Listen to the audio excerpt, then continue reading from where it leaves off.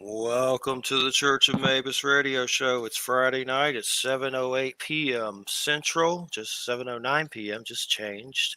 We're all still alive. Look at Jay up there. Jay McNicholas is back. Good job. He's Head is moving, beaming. going through a moving apocalypse. And Yeah, those can be something. Let me tell you, I've been through it's it for not sure. fun. I haven't even started moving yet, and it's not fun. Yep, it definitely can be a stressor for sure. Mm-hmm. And I posted my picture. I don't know. I posted pictures of this white dragonfly I saw outside, and You know, I've never seen a white dragonfly. I didn't know. I mean, I'm sure I figured maybe they existed. I just never thought about it. But its body's white, and it has like black wings, and it was like seemed like it knew I was watching it and like posing almost, and then fly away and come back and like right in front of me. And I took pictures. Of course, I thought of my dog Jack for some reason because he was black and white, who passed not too long ago. But I posted them on my Facebook. It was just weird. I don't know. Have you ever seen a white dragonfly? The body's white. I wonder No. if it's like a white buffalo. It's a mystical sign. It's weird. I have an animal book someone sent me about pets afterlife stuff, and it said white dragonflies. It means that there's a connection, a divine connection in heaven with your dog. Which who knows? It's one of those books, but it's comforting. But you're like, okay, but Yeah. it was, but not bad. But let me tonight's guest, Teel James Glenn. Stuntman, actor, fight choreographer, and novelist. Man, your rap sheet, there's so many different things to talk about. It's just long, and you have so many interesting things from the Renaissance stuff. It's just everlasting. Toxie's double, Citizen Toxie. Yeah. Oh, so you were in that movie, or is that like, is that? When it was Toxic Avenger and the Noxious Offender, and so whenever the camera had the two of them, I was always the one with the back of the head to the camera. So Okay. whenever he fought his evil double, I was either the double or I was him. So I would go back and forth. I'm the one who gets thrown over the front of the truck. I was the stunt double on it and fight choreographer. That's cool. Toxic Avenger stunt double. You can't get any cooler It's a than great that. That's movie. cool. When I saw that movie when I was a kid, it traumatized me. And I know, and now it's kind of like it probably wouldn't do anything to me, but it was that episode where they ran over that kid's head with the car Yeah, or something like Yep. that, and it just That always was messed awesome. with me. Yeah, no, it's some pretty gross stuff. Well, they're doing a movie now with Peter Dinklage. They're doing the musical, like a big budget, giant movie of this clumpy, cheap, low budget movie that kept spawning sequels like an evil fungus. Yeah, is the one with Peter Dinklage going to be a musical, or is it going to be a regular kind of I movie? think they're doing the musical because the musical was very successful like a decade ago. That's a stage musical. So I think that's what they're doing. But who knows? I mean, it's one of those things. It's like, why are you making a toilet out of solid gold? They're taking this thing which is like its charm is that it's low budget, and now it's going to be this giant big budget thing. It's like when they did that Saturday morning show with the Five Rangers, and then they did Power Rangers. Yeah, Power Rangers, right? And because the Five Rangers is the original Japanese title. Well, they did the Power Rangers, and then they did this giant big budget movie, and they gave them like super big budget costumes and all these big specs. And it was like, it kind of loses the charm, the cheap spandex with guys flipping around with men with like train headpieces on as the cameo of trains was kind of fun. But once you get up to the giant big budget ooze monsters, it's like, not quite as interesting, Definitely. 70 fantasy horror genre films. Man, I was looking through your pictures, and it's just nonstop sword master, jouster. Yeah, I've got like 60 Renaissance festivals before I said, I think that's enough. That's a lot. I've been to some it. of them are I only like one them. day, so it's not like I spent all my. But somebody once said, me and Charlton Heston, most of our careers, neither one of us wore pants. I was either in tights or kilts for a lot of my work. and a lot of low budget movies, stuff that shows up on Cinemax. I've got one I think's a really good film coming out this September called Blood Mixed, where I play the most evil ghost slave master character that I've ever the vilest character I've ever played. I'm gonna have to change my look when the movie comes out, but cool. Yeah, so I'm still doing stuff, just not as much as I used to. I'm writing a lot more now.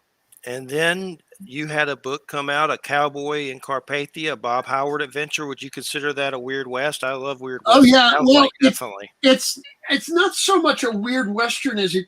The premise is that Robert E. Howard, who created Conan, he committed suicide at age 36.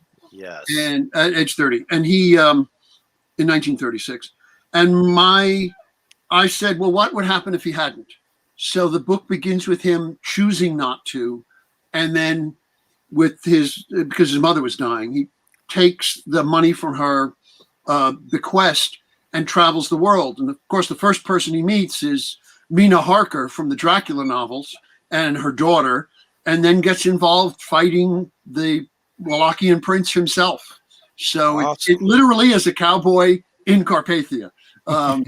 I'm gonna have to pick it up. I love Vlad the Impaler and Dracula, like anything. Like I'll collect the weird little figures, like crazy stuff on eBay of Vlad. Yeah, and the thing is that I really I don't like the sexy Dracula. To me, he's supposed to be scary as hell.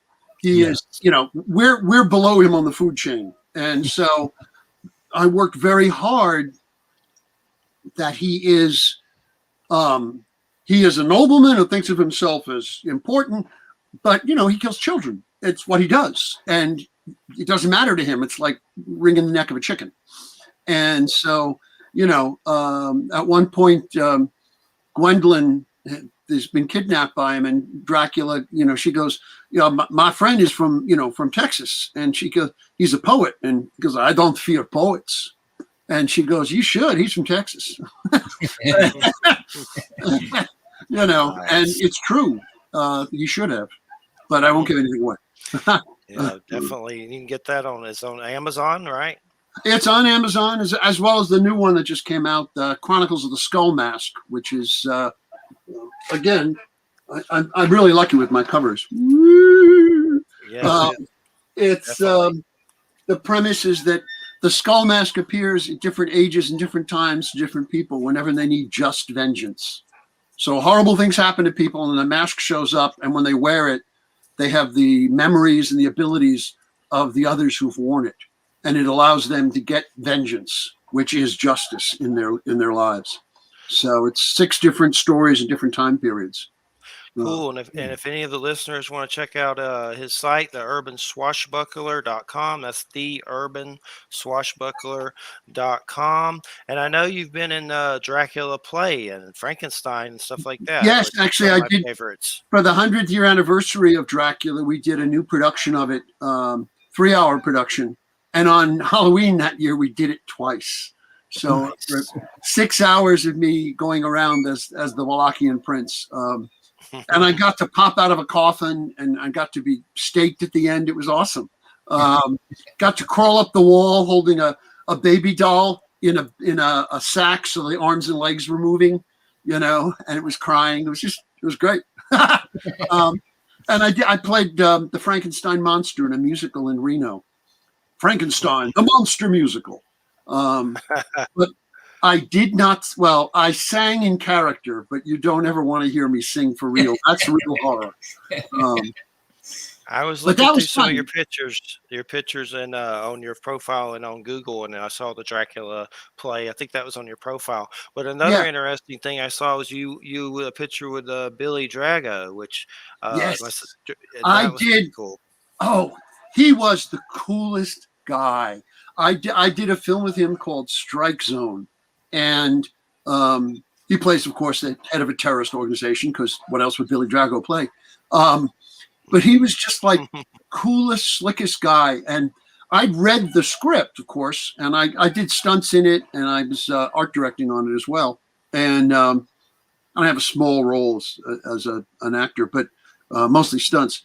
But I'd read the script, And I'm thinking, well, it's okay. This is kind of and then I heard him read the lines, and it was an absolute lesson in how an actor can take some simple line like "you do this and I'll do that" and turn it into something else. And just like I was on the set and I got chills listening to him say lines. I knew what they were in advance, but not the way he said them. It was just awesome.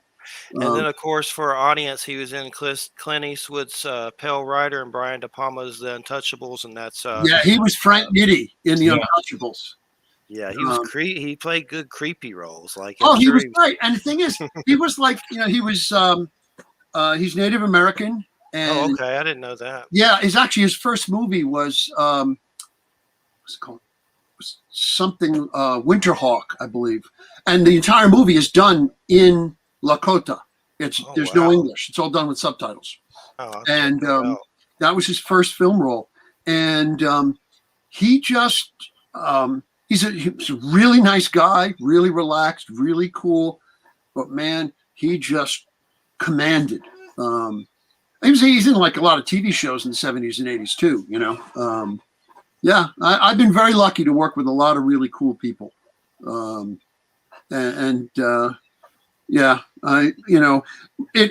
always say it reads better than it lived because it was just me making a living, you know, and going from job to job. I did, 200 or 300 episodes of soap operas in New York. Usually on Guiding Light, I was a cop. On the others, I was usually a hitman. I used to wear my hair. Okay, don't point and laugh. I used to wear my hair in a mullet because I could do the Renaissance fairs on the weekend with the hair down and then literally pin it up underneath and be a cop during the week on the soap opera. And it really was, business up front, fun in the back, but I got to work with a lot of really cool people. Actually, it's really funny. The biggest thrill I ever had was when I was a kid growing up. There was a show called Soupy Sales. And he had White Fang and Blacktooth with these puppets. And the bad guy was Onions Oregano, played by Frank Nastasi. And one of the first jobs I got was doubling the lead in a pilot where Frank Nastasi played the lead detective's chauffeur sidekick. And we spent the whole weekend doing Soupy Sales jokes with each other. And I've never had more fun in my life because here was my childhood right in front of me, and that was 30 years ago. And it's still like the most fun I've ever had. Sounds like it for sure. I think I may have seen Winterhawk before. I looked it up, but definitely I'll have to look it up again. I may have seen it a long time ago. Yeah, there's only one white actor in it. There's an old Englishman who plays like the old grandpa, and he's so wrinkly you can't tell he's white, but everything is spoken in native language. It's really pretty cool. Cool. We do have a lot of reverence for natives here and shamanism, and do a lot of shows on that kind of stuff. There ain't nothing like hearing like a medicine man or woman. We've had them both on, sitting back and talking about Bigfoot and UFOs and weird star people stuff with you. I don't get any better than that. Yeah, it's pretty good. But definitely love it, and I'm loving this show. This is great too. I'm definitely enjoying it. And the soap opera thing, I'm just trying to imagine that. Well, you know what? In New York in the 80s, 70s and 80s and 90s, the steady work for actors was soap operas. There was like 7 or 8 of them in New York, and they always needed bodies. And there were a lot of actors who were like, "Oh, never look on a soap opera. That's lowbrow." And it's like, you're getting paid union wage. You work on a soap opera, and what was cool is, you most of the time the CBS soap operas tape, they would do like block tape, block dress tape. You'd shoot it at once, each scene, and then you'd leave. The ABC ones would do an entire run through in blocking. Then at like 11 o'clock, an entire run through in dress rehearsal. And then at 3 o'clock or 4 o'clock, an entire run through of the whole thing again. And that's the one they'd tape. So if you worked on ABC, you were there for 10-hour day, 12-hour day. If you got called for Guiding Light and your call was 11 o'clock, you were out by noon. You know, it was a great way to make a living. You know, and I worked pretty steady. I was like guiding light. I was always a cop because I'm Scots-Irish background and I look good in a uniform. So, you know, and they had a lot of tall actors on guiding light. A lot of them were summer theater actors, musical theater actors. And they were all tall. A lot of people make fun of actors that are in soap operas because they're, you know, sometimes they're kind of schlocky. But if you just described how the work is, you're given 5 days worth of script to film. You have to memorize on a weekend. Oh yeah, film 3 days, 4 days straight in a row. And if you don't get it right, you're fired. Yeah, no, it is and I mean, in the old days they used to do them live, which I can't even imagine. But yeah, if you did more than 2 takes of something, they would consider like, well, you can't handle the work here. Mm-hmm. So you got to get it right. And some actors who were like the lead stories, they might have 10 to 15 pages a day that they were doing, that they would have to memorize and work with. So it was a great training ground. I mean, the number of actors from Christopher Reeve to Gene Hackman to all of them, they all worked on soaps at one point or another. Of course, I don't have any of their money, but but you know, it was work. Yeah, exactly. Well, you know, I've only been on camera one time, and I'll tell the story.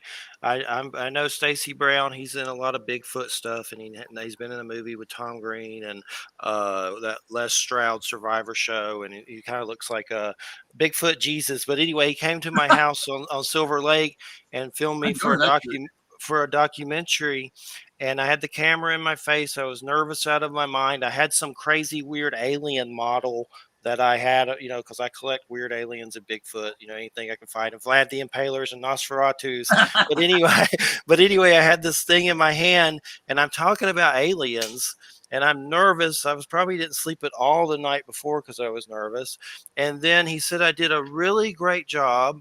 And then he gets to wherever, and something was wrong with the audio equipment, so they couldn't use it. And that was my first TV experience, and I haven't had one since. But I think one tear rolled down my cheek.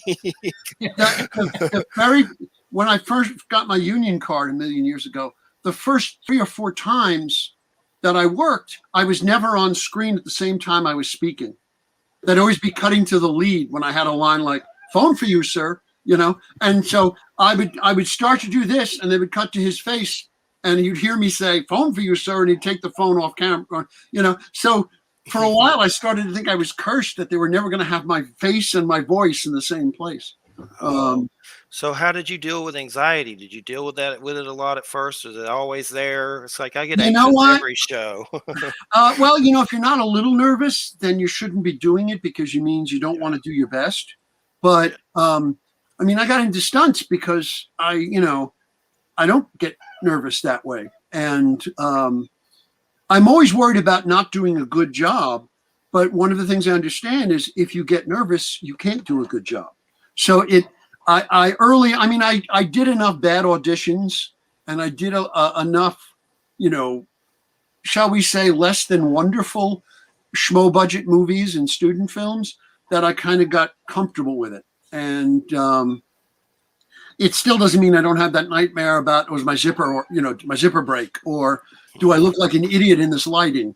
But you eventually kind of, you enter the church of the Bigfoot Jesus. You just give it up and say it'll be what it'll be, and just do the best you can.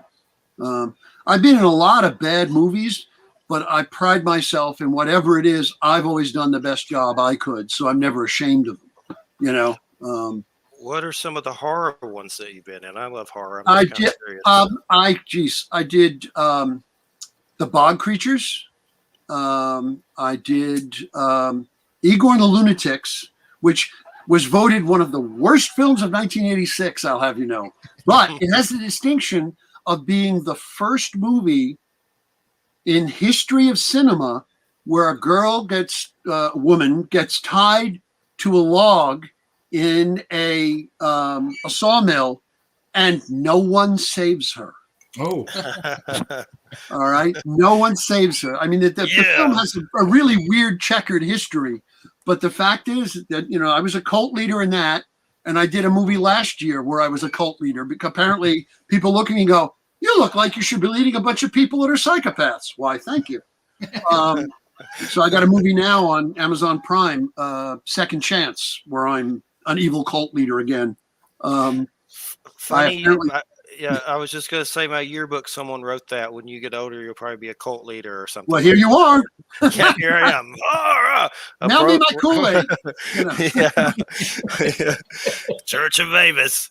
Definitely still broke. So cult leaders have more money than me for sure. Yeah, that's true. Well, they didn't say you'd be a successful cult leader. They just said you'd be a cult leader. There's, for every Jim Jones, there's a Joe Smith. For sure. No, but I've done a lot of that stuff. That I'm in the incredibly interesting Lord of the G Strings. I'm like 8 or 9 different parts in it, and I choreographed all the fights in it because they shot 2 versions. There's one version called Lord of the Strings, which is better edited, has more fights and more jokes. And then Lord of the G Strings is the one that has a little more TNA. And that's the one that got showed on Cinemax apparently every half hour for like a year or 2 years. I couldn't turn around without someone going, "Are you?" I'm like, yeah. But I said, I did Second Chance. I did Citizen Toxic. I'm in Trauma's War. I got killed 19 times in Trauma's War as different guys, different stunt guys. I even have some lines. My buddy was there one day more than me, and he died 22 times, and I'll never forgive him for that. But I'm usually the guy who goes, "Hey, you." Well, at least I used to be the guy who went, "Hey, you can't come in here." And then the hero punches me and I fall down the stairs. Now that I'm silver-haired, I tend to be the guy who goes, "You go, kill him," and dispatch. So I've kind of moved up into the cat petting stage of my career, from Jaws to Blofeld myself. I remember some movie on Cinemax, and I always wanted to see it, but I never did. It was like Prudence or something, but it was about a chick in Bigfoot, and I never got to see it. Oh, that sounds I'm pretty awesome. sure. For sure. No, the thing is, I've done a lot of them. I mean, it's funny in the 80s, a lot of stuff got started and never released, and then a lot of stuff got incorporated. Other things. I was a stunt coordinator on Grimm's. Was it Dead Time Stories? Is what it was released as ultimately. And I don't know if I'm on camera or not. I think I'm just doing stunt coordinating. But there's a lot of that stuff. I'll show up for a day or two. I'll do work and head on. I got one on another one on Amazon Prime now called Stupor Hero, which is a superhero comedy short. Well, I play Commissioner Bureaucrat, the head of the Superheroes League. And yes, I did Foghorn Leghorn's voice for the entire short. Nice. Yes. I looked at the director, reading lines. I said, "Can I do it in this voice?" And I did it in that voice. And he fell down laughing and said, "If you don't, you're fired." So indeed, I did do it in that voice. I've been very lucky. I've been very blessed with people say it's a dog eat dog business, but it's really not. It's dog help dog. I have a lot of friends in the business, particularly in the stunt business. You rely on each other. So I've been very lucky to work with a lot of really talented people. I did a lot of stunts on the soap operas. I used to double Asa on One Life to Live, when he falls downstairs and stuff. I've been pretty lucky with all of the ultimately weird things that connect. And that's like definitely that movie was called that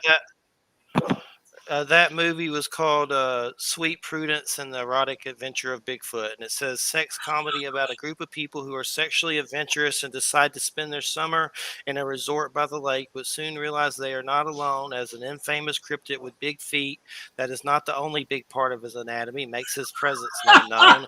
And it looks terrible. It definitely looks horrible. And for that reason alone, people will rent it. Yes. Yes. Yeah. Well, there's an entire subgenre of cryptid erotica and dinosaur erotica. I mean, it's amazing. There's a huge subsection of stuff that people write and sell. And There people was bought some it. lady that did Bigfoot books. She's making like 30 to 100 grand or something on there about that. So Yeah, kind of yeah. erotic Bigfoot books.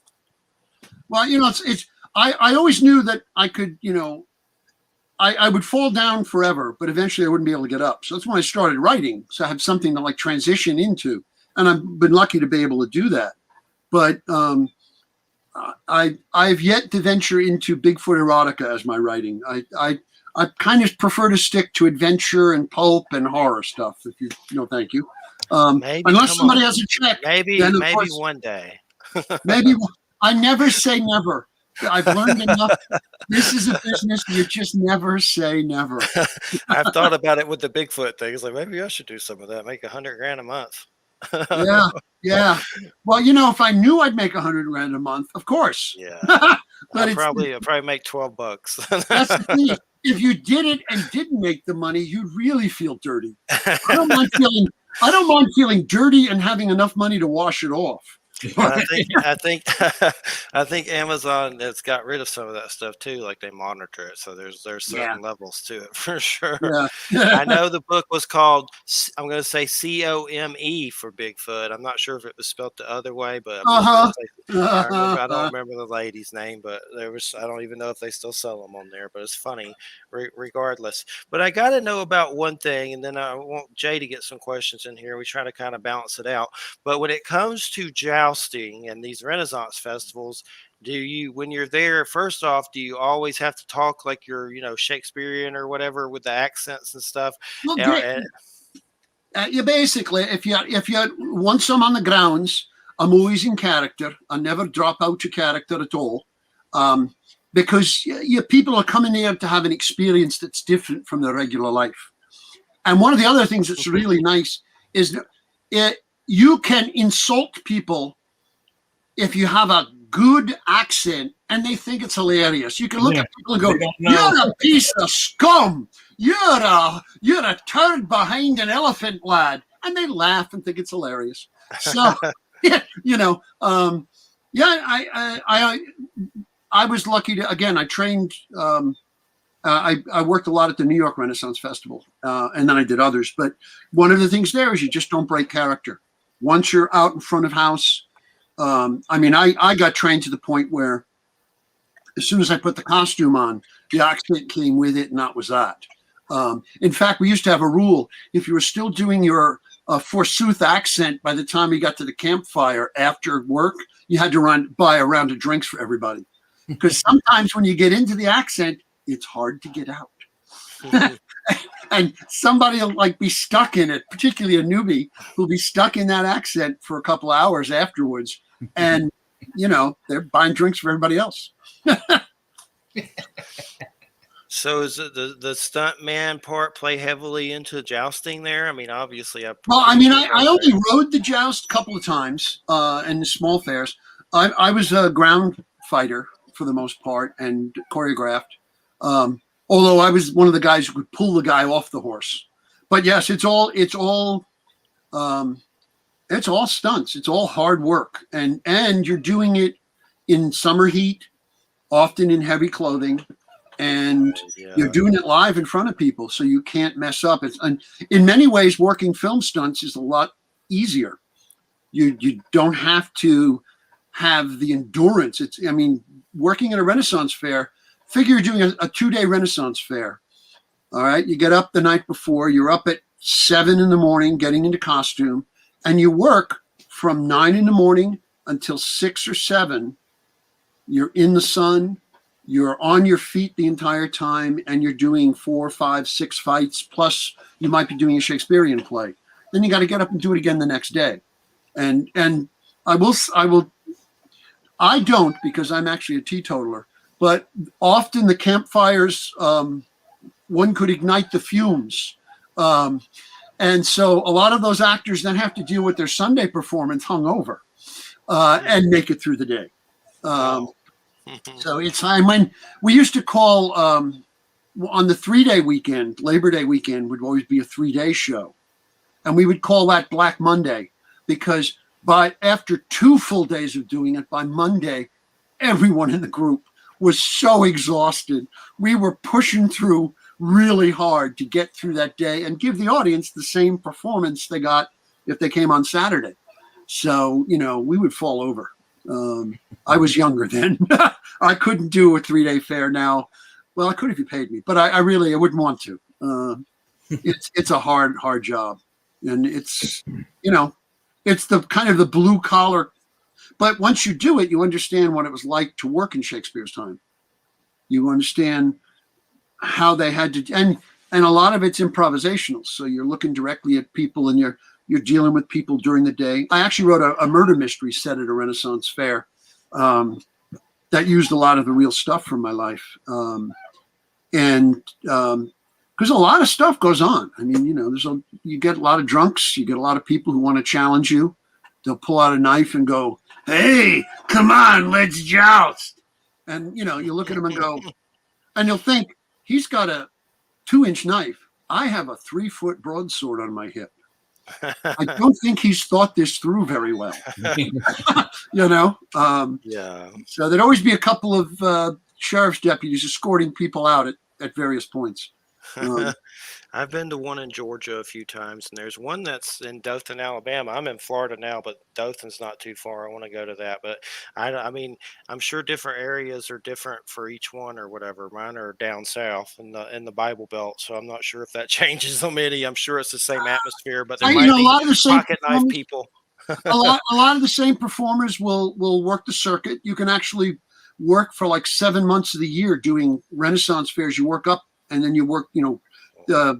Like there used to be a huge one in Texas, and I actually did a film on the New Orleans Renaissance Fair. This one just outside New Orleans, and gorgeous location. I mean, it looks like you're really in a period village. It's got like its own river and stuff, and I did an off-season film there. So that it's really, there's something like 250 or 300 Renaissance fairs around the country. It's really popular. I mean, it's you're literally stepping into a D&D game, Mm-hmm. and it's it has nothing to do with history, but that's okay. Neither do most Hollywood movies that take place in the time periods.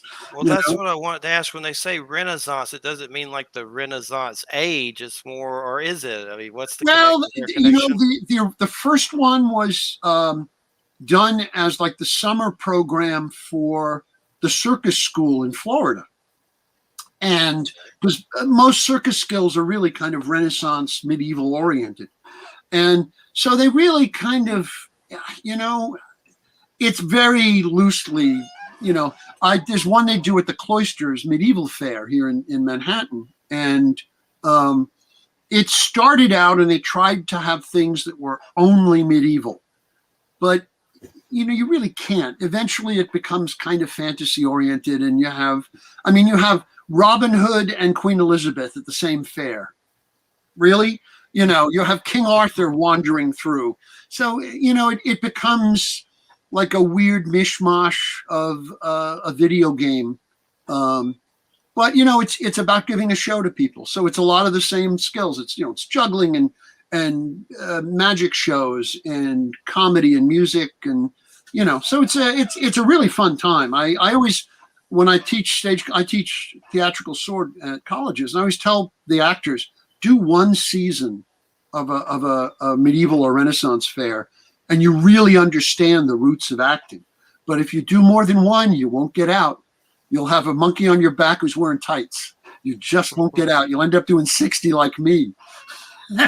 It's a very addicting, pleasant life for the performers. Hard work, but very delightful. I still have fun. Yeah, they're fun. I want to go to the one in Dothan and check it out. I don't know when it comes back. I got to check. I want to start going to powwows. We've been wanting to go to those, but all the COVID stuff happened. Me and my family. This last year was tough. I've never been to one, but I'm going to. They're awesome. Eventually. I've gone to a couple of the powwows here in Brooklyn, and they're some of it's really spiritually very beautiful. There's Cherokee somewhere in this, and but I've always felt the affinity, and it's just lovely to see the dancers and hear the music, and And even that, a lot of it is not quite as accurate because still it's about putting on a show. Yes. You want to entertain the audience, but some of it's really quite transforming. It's fun. Definitely. And you don't have to worry about getting scalped, so you're safe. Yeah. I have some Cherokee in this blood as well. My great grandmother, or one of them, I saw a picture, and she was definitely native for sure. But I don't know, for some reason DNA don't pick it up. I don't know exactly. Ancestry.com didn't pick it up. They said it won't even read it, but some places I hear will. So I don't know. It's confusing. For all they say it's a science. It's not that exact because certain of those different DNA companies have better databases than others. And I've had friends who've done one and then they did the other and it was able to narrow it down. And so they're actually going to look at a third one because it really does. It depends on their tests. And you got to figure they're doing a lot of them. So it's not going to be like forensically perfect, like it would be if it really mattered. I keep thinking about doing that one of these days. It's interesting. Mine's got a lot of Irish, Scottish, European, and there's some Scandinavia or something. So, but a native, the guy told me on the phone, it didn't pick that up. So, but I've heard of other people who've done it at other places. Maybe that 23andMe, and it actually may say more. I don't know if that's the one, but I know you got to kind of research it if you're looking for that for sure. Yeah. I figure at this point the government's got DNA based on me anyway, so it's not like I have to worry about them suddenly being able to clone me. No one wants another one of me. Well, one thing I want to ask you, and this is kind of off the cuff, and if you don't have anything to share about it, that's fine. But one reason I do this show is weird paranormal stuff. Like when I'll tell my story briefly, just the quick version. When I was 17, I went to testicular cancer and had to go through chemo and stuff. I'm fine now. It's been a long time ago. I'm 46, but I went through all that, and then my dad dies like a year or so later. I started having very strange paranormal type experiences that was possibly my father trying to communicate. And that's what made me do the show. I even had some weird UFO stuff. And I don't think I've been taken or anything, but I've seen stuff in the sky and go, what the hell is this over my house? And people are like, I think it's here for you, friends. and anyway, I've had military, you name it, nuclear physicist Stanton Friedman. I could go on and on. Anybody you've seen in a documentary about this stuff, I've had them on. But I'm kind of curious, have you ever had any paranormal experiences? And if you haven't, that's fine. But I like to ask. No, I actually have. When like I say, the first Ren Fair that I did was in Rhode Island, and we used to do on Friday night something called Friar Tuck's Flicks. Don't say that fast. And Friar Tuck's Flicks. Okay. Yeah, exactly. And we'd show a movie outdoors, but we would do like some sword shows and some kind of a flavor of what the Ren Fair was going to be at the end of the semester because it was a performing arts school. And one night we're all sitting there and we looked up and sure enough, there was something in the sky. Now, one of the guys with us, Charlie, was an Army observer. That was his job. And we're sitting there and he's looking at it and he goes, that ain't one of ours, guys. They don't move that way. And so immediately we're all like, yeah, well, okay. And we watched it for about 15 minutes. And I mean, it was not discernible as to shape or, but it was behaving in a way that it wasn't just a light slowly moving across the sky the way a distant plane might be, or even the reflection of a distant plane by me. It was doing maneuvers. It was there, and then it was there, and then it moved there. So, but I've been convinced. I mean, I read We Are Not the First, and I read Von Daniken when it first came out. So I've always had that sense that we are not alone. I don't, it's arrogant to think that we're the only species that's reached any level of sentience. But I've also, I've done paranormal research, attended seances, and I've had, it could be subjective experiences, but I've had experiences that lead me to very definitely believe. I know that there's survival.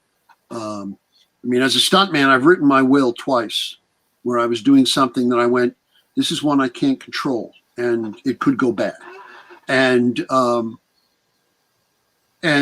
and about 3 years ago, I had an operation where it was one of those things where I was going to be under for 6 hours, and I wasn't so much worried about the operation, but 6 hours under anesthesia, that can do things to you. So, and even then, I had to look at the will, you write out the will. So, I've had a great deal of comfort in believing there is something beyond. I don't know that any particular group of people has the lock on exactly what it is or exactly how to get there, and what books to read or what beads to hold. But yeah, I know that there are definitely more things than are dreamt of in our philosophy. Most definitely. One of my big experiences I've seen with my physical eyes completely sober more than once, beings of light, like a person made of light, leave my house. And it was like it was inside my home and it came out through, like passed through the roof and went into the heavens. I saw two of them leave my house completely sober. I wasn't even weed, not tobacco, not anything, completely sober. And I've seen stuff messed up too, but it's good that you're sober and you see it. But because that's validation that you're not crazy completely. Yeah, it's good to have comparison. But from yeah, from what I've gathered, and I don't try to push on anyone, I think we're like a weird race of alien energy beings or something weird, like Cocoon, Ron Howard. There you go. Well, I'll jump in that pool. I'm old enough now. I think that well, we know that we are beings of electrical energy. We know we have, even Western science now acknowledges the concept of auras and energy fields. And I've been in the martial arts all my life, and I know for a fact there are energy fields that you can manipulate. There are pressure points which are just now becoming recognized by the West. So I think, I said I am reasonably skeptic and reasonably a believer. I'm perfectly willing to accept if it seems like it's going somewhere. And I said I'm predisposed to thinking, yeah, I certainly believe there are cryptids. I certainly believe that we have not. I mean, we keep finding, Sumatra. They just found a new jungle like 3 years ago with like hundreds of species of stuff that they'd never seen. Yes. So I'm waiting for the day when Nessie is incontrovertibly photographed. I'm waiting for the day when a skunk ape is caught live, or one of them. Because on the other hand, I also am a little afraid of it, because as long as they're still unexplored, there's always something more. I like the idea that there's something over the horizon that we may not have seen. Definitely. But that appeals to my romantic heart. It's why I write fiction. I actually have a book called Praise for the Hairy Man, The Secret Life of Bigfoot. I wrote with Andrew Colvin, the Mothman photographer, and it's interviews with different written interviews and radio transcripts with Bigfoot personalities, and it's fun and it gets crazy. There's one with the guy that claims he shot one, and I don't know if that was true, but there's the ones with natives. There's like the serious dude that's out there all the time, which I would never do. I'd die from the heat and ticks. But then there's funny. It's a good book, but it's just interviews. It's a fascinating subject for sure. There's so many weird ways to go with it. Stan Gordon is a very serious investigator from Pennsylvania, and he has all these Bigfoot UFO cases where people see Bigfoot and UFO stuff at the same time. Well, they're very definitely I think there's been 6 identifiable different possibly non-terrestrial races, and one of them is identified as the large hairy creatures that may or may not be a servant race or an offshoot. We know that the Habitus florentis, which was basically a 3-foot hominid offshoot from humanity, existed possibly up as late as the late 1400s. Yes. And so, worldwide legends of little people and worldwide legends of hairy men of the forest, you you're not going to get that much of that much stuff if there's not some basis for truth. Even if they've died out by now, they're, you know, we know for a fact we're not the only hominid species that was around. Yes. We seem to be the one that won, but you know, then again, sometimes I look around the crowd of people and think, no, we didn't win. I've had natives on. They wrote a book, Iroquois Supernatural, and I have trouble remembering the author, but it's at Inner Traditions. But he wrote in his book about at the corn harvest festivals, the little people would come up and they would trade like stuff, and they'd leave gems and stuff. And he was dead serious. Like I wasn't there, so I don't know, but he was dead serious that these little people were coming up and like Willow. Yeah. But it's fascinating for sure. But definitely love it. Well, let's let Jay drop some aces there. Come on, Jay. Yeah. Oh, no, well, I actually want to go back to the Toxic Avenger, because I want to ask you about the special effect where the kid gets run over with the car. As a kid, I was fascinated with movies, and I still am, and I have a degree in cinematography and videography, so I haven't really done anything with it. But my father took me to see my first R-rated movie, which was The Eagle Has Landed. And there's this great scene where they're assaulting this church, and a grenade falls in front of this guy, and he lands on it, and it blows a hole in his back. And I'm like, how did they do that? I got to figure that out. And then also later on, I saw The Guns of Navarone, and there's one scene where they're on a boat, and this one guy a shell hits the boat, and he bursts into flames and dives in the water. I'm like, how did they do that? I got to find out. So I could try to figure these things out. And then I saw Toxic Avenger, and they run over this kid's head, and it looks so real that my senior thesis for video at SCAD in Georgia, I wanted to make the bad guy have his head split open with a warhammer. So I bought a whole bunch of different fruits and vegetables, and I took a couple of bottles of Caro syrup and made it into Caro blood. And the one that worked the best out of all the tests was a honeydew melon. I lopped it off like a pumpkin, cored it out, put white cauliflower in it, filled it with Caro blood, nailed the cap back on it, put a wig on it, and I had my roommate who was 6'2" and like 280, big dude. And I have a real warhammer that I bought from Museum Replicas that makes really nice weapons. Yeah. It took him 3 strikes to break open this melon with a giant hammer. And I filmed it on 3/4 videotape, and there's no other special effects, no makeup, and it's just like a fake body behind it, and this melon head. And he cracked it open, and the cauliflower brain popped out and all the blood oozed out. And I showed it to my class, and all the girls in the class went, "Ooh!" And I went, "That's all I need." And I went to go sit down, and my teacher's like, No, you come back up here. You can get the review now. We're gonna pull it apart. And I'm like, dude, I don't need any other review. I got what I wanted. That's the effect I wanted. So I still to this day don't know how they did that kid's getting his head run over. So hopefully you were there. Were you there when they filmed that? I wasn't there when they filmed that, but chances are they made a gelatin head. Yeah. You can take a cast of a head, or if you see the face, you can take a cast of the head and do a gelatin shot, and you can run it with the real actor up until frame or two before it gets hit. Mm-hmm. And then do a substitution, and you can get away with murder. I've done live. I did one of the. I've choreographed every Shakespearean play except King John, and most of them a couple of times.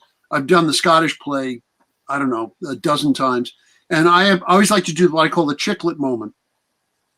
Because if you take a chiclet and you cut it in half, it's exactly the right size as human teeth. Yeah. So I always have an actor at some point who's got 3 or 4 of them in their mouth, along with some stage blood.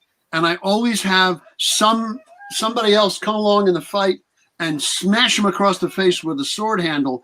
And he turns and have him spit it out into the audience. Because I want the people in the first row to think this is a Gallagher concert. Right. And I want them to go, "Oh my God, did he?" Oh no, I want him to be afraid for the actor for just a minute. Right. But I did one with a fake ear. Where I had like a pirate bandana, and I had an ear on for the entire show with makeup that matched. And then we did a fight, and the guy does this with the blade and gunk, and hit the bandana, which has the blood pack, pull the fake ear off, and throw it in the audience. And I was never off stage where I could have put it on.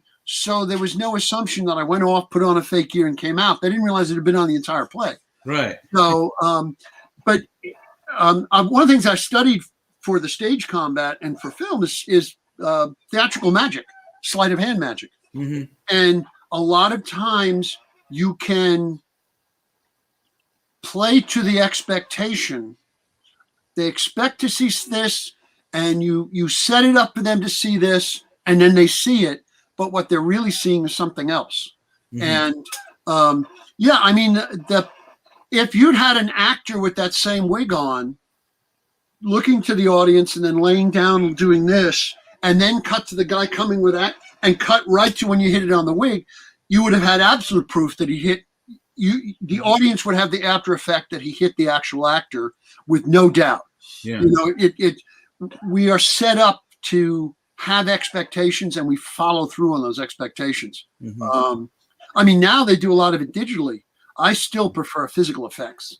Yeah, I'm with you. In-camera effects are the best because you it's hard to fake it, and then people are going to be going, "How in the hell did they do that?" And it's like you said, if you cut to it from one take to the fake take, where the fake brain, most people aren't going to notice. Yeah, and if if you're doing switching camera angles to begin with, when you do that one particular one, as long as you don't linger on it. See, mm-hmm. the thing about Trauma is they did everything very cheaply. They would get a lot of young people who were coming in, a lot of whom would work for essentially free, in some cases actually free. They'd work for food and credit. So you had a lot of really talented people who would put more into it than it cost because they wanted this one to be the good one. They wanted this one to be, and so you'd end up with a lot of really good stuff. Sometimes not photographed very well. They didn't care about things like matching lighting and stuff. Yeah. But the individual effects, they were all about the gore. They were all about making it shocking and making it big. And yeah, I mean, they probably did it with a gel head. I don't remember that particular one because I don't remember which Toxic that was in because there were. It's the first movie. Yeah, and see, I only saw the first movie like maybe once, and that was a gazillion years ago. Yeah, I've seen it like once, twice, and the same thing gazillion years ago. Like for instance, the fight scene when Toxie fights the devil on fire. I know the stunt guys who did it. I worked with them, and that whole scene where the devil is a practical full body suit with an oxygen tank, and he really is on fire. Mm-hmm. But because it's a full body suit, he's literally blind. Right. So they had to work the fight out with him doing it with his eyes closed and the other guy reacting to it as Toxie. And then they had to shoot it with this guy literally being blind, not knowing if he's making the marks, and the other guy had to duck around him. Mm-hmm. But when it's shot, I think they shot that with 3 cameras. When it puts together, it looks for all the world like he's going for a specific mark. And, I love that unreality of it. Actually, that's one of the reasons I like working on soap operas, because you could be on these. Nothing was ever real on the soaps. So it was always sets, but you'd have like sets of gardens and it felt cool because it was like, this isn't real. Sometimes on movies, you're shooting in real locations and it doesn't feel like Hollywood to me. I love the unreality of shooting on a set, but it looks better for camera if you can shoot to the real place. But I love that about working on the soaps when I did, because you'd be I'm in a mansion in Carpathia, and then right next to it is their soda shop set, back to back. So it really felt like old Hollywood. And the old Hollywood movies they don't make them like they used to anymore. And Hollywood, I think, is just they've run out of ideas. I mean, they just keep rehashing and rehashing. I mean, there's 2 different movies of Thor that are within the same time frame as the big budget Thor. Oh yeah, well that's the asylum. Those guys at the asylum. They also made Snakes on a Train. Yeah, the transmogrifiers. They are blatantly low budget and lovingly so. I love cinema, but I really love flicks. Yeah. I love B movies too. I love Z Nation. Z Nation was good. That show. That was good. Yeah. And the thing is, Z Nation, basically said, "Look, we're going to do The Walking Dead, but we're going to have a sense of humor about it. Okay, so let's go have fun." Because at this point, if you don't laugh at zombies, you're going to kind of get used up. I just sold a zombie story to an anthology, and you got to have a sense of humor about it because they're kind of mostly been done. Yeah. You got to find a new way to do them because it is the cheapest thing in the world, which is why there's a gazillion zombie movies. Just here, slap some gray paint on Gary and go make him stumble in the room. Yeah, I liked Army of the Dead. I mean, it wasn't the greatest thing. It was still fun to watch. That new one by Zack Snyder. It was fun. Yeah, well, he's trying to do something different. He says, I'll do zombies, but I'll do a caper movie that happens to have zombies. He's trying to find that new wrinkle for it. Yeah. I mean, you got to find something different to do with it. And Jay, just 1 second, I'll let you swing back in there. But one thing I was going to say about Army of the Dead, that's a good one, Jay, to watch. There's a lot of weird stuff in there that I didn't notice when I watched it, but I saw them talking about it in the article. There's like weird time loops where they walk up to their own like dead bodies. There's like a robot weird zombie situation where one has kind of like a Terminator. Like there's weird stuff in there. Like he put weird little secrets in there that are weird.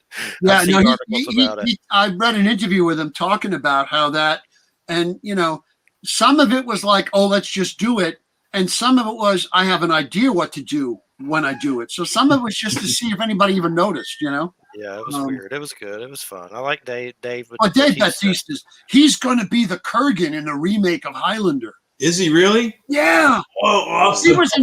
He was announced a couple of years ago, and they've been waiting to get their Highlander. So now they've got Henry Cavill and Dave Bautista's, and you can't think of a better Kurgan than Dave Bautista. Superman, and what's his character in the Guardians? Superman and he's Drax. Drax, yeah. Superman and Drax go at it. That's awesome. That should be really cool. Yeah. He's fun. He's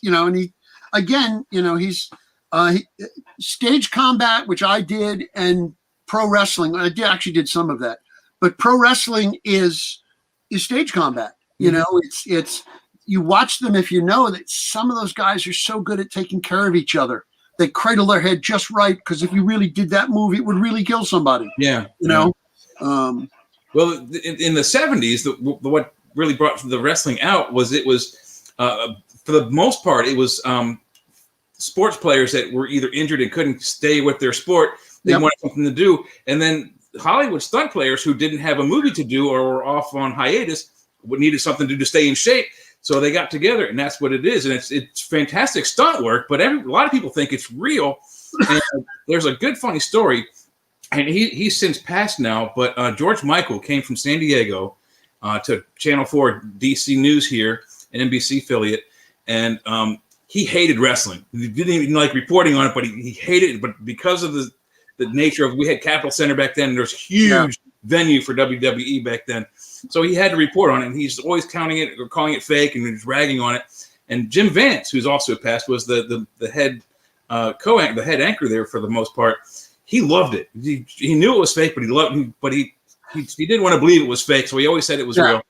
So George Michael one day takes Jim Vance to the Capitol Center. They're watching wrestling while Jim Vance is out there writing his story for the head news the next night. George Michael is in the locker room looking for dirt.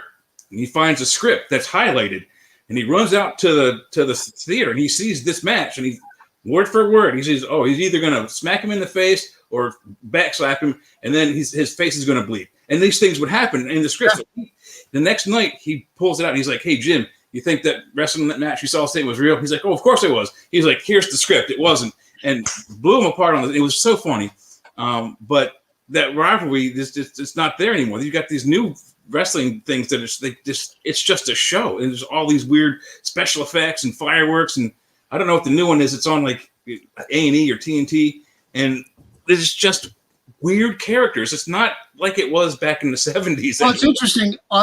In the 70s, Mexican wrestling already had weird characters. They had La Mumia. They had literally a guy who was a mummy who'd come out and just walk around and hit people.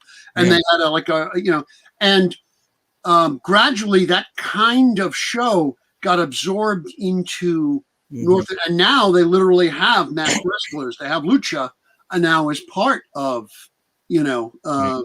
the wrestling world. And now they call it World Wrestling Entertainment, and they call it sports entertainment because they had to get around the lawsuits. I still love it, and I watch the shows every week. I do my workout with the wrestling on because I just love watching them work. Some of them are just brilliant technicians, although some of them are they're hilarious. They're like, these guys are great performers, which is why so many of them now are transitioning to movies. Yeah, Dwayne Johnson is one of them. So, and then it's funny you said about the sports entertainment. I think it was in the 80s. What's that guy? Frank, the guy that runs WWF, WWE. Oh, McMahon. Yeah, McMahon. Yeah. The IRS came up to him and said, "Hey, so you're a legitimate sport or you're an entertainment sport?" And he's like, "Oh, we're a legitimate sport." And I'm like, "Oh, well, you owe us for all these decades of back taxes for sports tax." He's like, "Oh, we're entertainment." So yeah, that was in the news, and I was like, "Wow, and it's legitimately on paper that they're in entertainment, but people still think, oh, this is real. It's not. It's entertainment." But no, it's you know what. But there are people who follow the soap. When I was on the soaps, I ended one of the storylines as a Russian. I was a Russian agent that I had to. The hero got killed. I think it was on All My Children. It was one of the ABC ones, and I carried him up into the plane and then slammed the door in his girlfriend's face. She's crying, and this was shot on location at an airport. It was a big deal.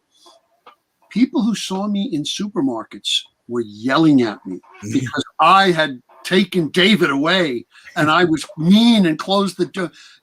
People get into their stories. Yeah. They really get into their stories. They can't separate the reality from the fake. Soap operas, and now half of the wrestling show is soap opera stuff. There was a call about 2 months ago for writers for the WWE.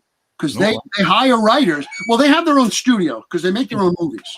So there's that. But they write, like you say, they script the shows. They say, okay, over this arc, this character is going to be turned into a bad guy. And then at the end of the season, he's going to be redeemed when he saves this guy. And, now they'll change it if the audience is reacting oddly. Mm-hmm. But for the most part, they got to find new ways for it to go and new characters. I mean, that's why wrestlers will come back as 3 or 4 different characters until they find one that clicks. Yeah, and they have to write it like that because Andre the Giant was a good guy and a bad guy and a good guy and a bad guy all throughout his career. Same thing with Hulk. Yeah, and they put little different moves in the script for the fight. Like when they get close together, they're whispering to each other. Hey, what do you want to do next? I don't know. Throw me on my face. Actually, a lot of that is the ref. The ref runs the fight. Oh, does he? Okay. And now he'll have an earwick, so the director will be talking to him, and the ref will come in, and when you see him, he's like this. He'll go, take him on a rope, do this, and he'll actually give them quick signals. They've worked it out. Yeah. Not necessarily every move, but they've worked it out, and they train together all the time. But sometimes they'll flip the script if it's not going, or they gotta. Yeah. It's going to be interesting because up till now, for the last year, they did it in the Thunderdome, with a non-live audience with little screens. They're going to be back out in the audience again. So now they're going to be taking the temperature of people live in the theaters, because they really do. Like I said, it's very much like Ren fairs in that there is no real fourth wall. You are directly dealing with the audience, and I mean, some of those guys, man, they used to get women and stick them with hat pins and cut them on the way to the ring. And they accepted that as sort of part of the deal. Yeah. I have a couple of friends who are wrestlers, and a friend of mine used to wrestle as Gale Force, the Irish Hurricane, GAEL, but they train hard. They train harder than almost any other athlete. You kind of have to. The stuff they're doing in those, especially the really weird one that's on. I can't remember the name of it. It's on every Wednesday on like TNT or whatever on the higher upper channels. They have this guy jumping off of like a 30-foot tower into the ring. They do a lot of high risk. They do a lot of high risk stuff now. That all started with Mankind with Nick Foley. He was like the guy who pioneered the extreme wrestling and brought it into the mainstream. Yeah. Look, I'm talking like I know what I'm talking about. But anyway, I enjoy it. It's I enjoy many lowbrow things. You know what gets me is in the 80s and 90s, no one would admit they watched wrestling, but it still had the highest ratings of anything. And I used to tell people, don't tell me you don't watch it. I never watched the whole match, but if I was flipping the channels, I'd watch what's going on here. Oh, and if there was the soap opera part, click. But if they were beating each other up, I'm like, I wonder who's going to win this. Oh, it's going to be that guy. Yep, he won. Yeah. There's an internal story structure to every match, the heel and the face. Yeah, and it goes on. I at one point I trained Alpha and Sika, the Wild Samoans, to fight for a movie. And hugest human beings I've ever met. Sweetest, gentlest guys. But I'm 6'6" and 280 pounds. They made me feel like Peter Dinklage. Yeah, It was just huge, But they could move like ballet stars. It was amazing, So, and I always think about that when I, think about what it would be like when a bunch of those Pacific Islanders would be charging on you. Like, yeah, man, I'd be shooting myself because they're all giant and warriors, man. Or wait till they run past and then join their side. Yeah, I'm one of you now. One of you. It's okay. So, all right, I want to get back to some of the rent fairs because I go there all the time. If you want, I can show you. I go as one of the Musketeers. I have the blue tabard and all that. Oh, cool. But what you mean, I don't know if you've ever been to the Maryland Renaissance Festival, but yes, I have good friends who work there. Oh, good, because I go there all the time. I love that place. So I've got two near me. There's the Pa Ren Fair up in Pennsylvania. It's like 40 minutes from me, and then there's the Maryland Renaissance Festival. It's like 30 minutes away. Our state sport, individual state sport, is jousting. Yeah. And our individual team sport is lacrosse, which is jousting with a ball. But anyway, the Maryland State Championships are held at the Renaissance Festival at the end of the season, and it's a 3-day event. The first event is not public, so they have a match where they put everybody in a tier, who's first and who's second, whatever. And then Saturday and Sunday, they do a full-speed joust at the end. But during the whole rest of the year, you see the same joust, and they do it every 2 hours. The fair opens at 10. There's a joust at like 12. 1, 12, 2, 4, 6, and they close at 7. Yeah. And so that's like a half-speed joust, and it's all. I think that's scripted out. That's scripted as opposed to the ring jousting, which is the sports stuff. Right.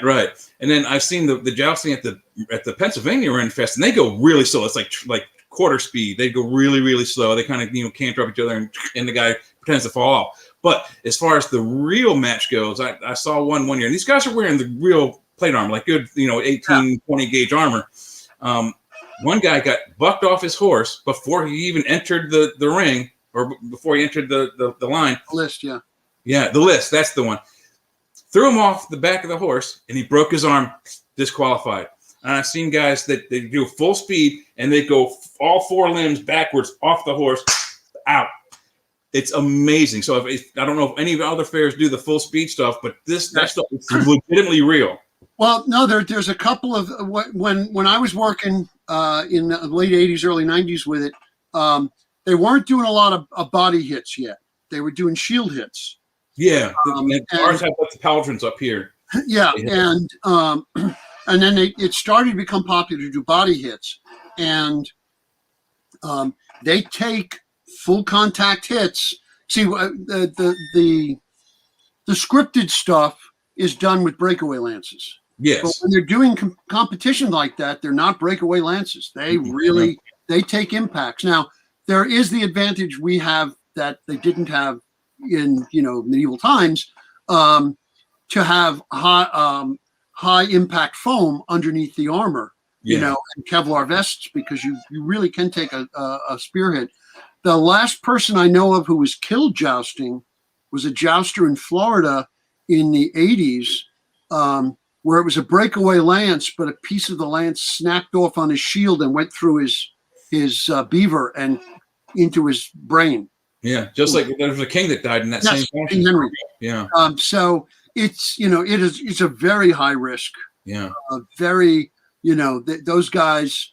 A lot of times they basically would find some cowboys that are really good horsemen, and then just train them with just enough sword skill for the groundwork for the fairs. Because as soon as you're on a horse, imagine being on a racing car that has its own mind, and can make a decision to not do what you tell it to. Yeah, like the guy I was telling you about, that the horse decided, I don't want to do this, get off my back, and the guy got off his back. Unwillingly, he got off his back.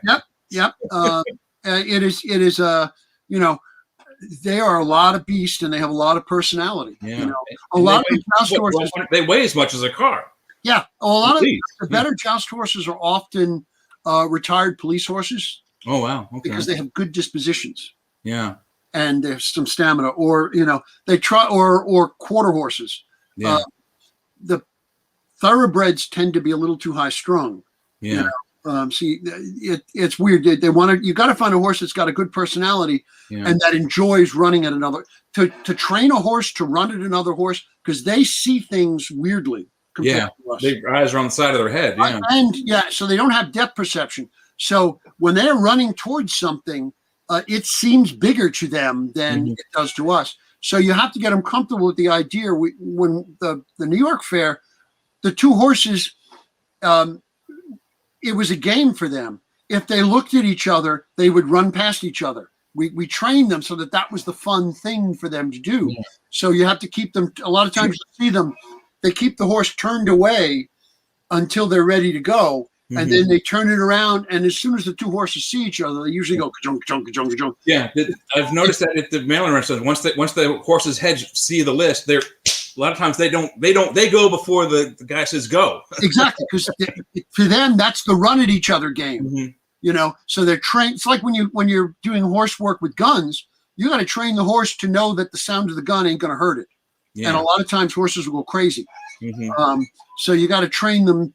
Gun at a distance and slower, closer. Same thing with this is you get them comfortable being further apart, and then move them closer together. And then as they get comfortable, they okay, it's not gonna hurt me.